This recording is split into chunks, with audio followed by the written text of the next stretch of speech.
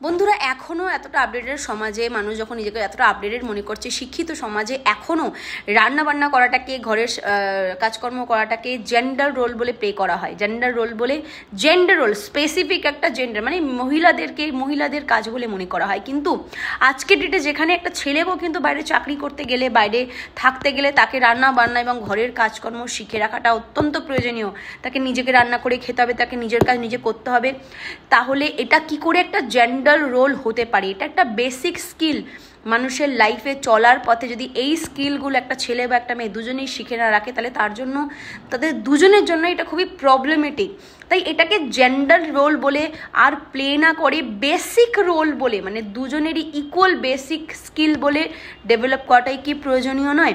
কোনো না কোনো জায়গায় কি আমরাই আমাদের ছেলে মেয়েদেরকে বিপদের দিকে ঠেলে দিই না? এটা তাদের মাথায় ঢুকিয়ে যে এটা ছেলেদের কাজ, এটা মেয়েদের কাজ, যখন এটা আমাদের বেসিক স্কিল।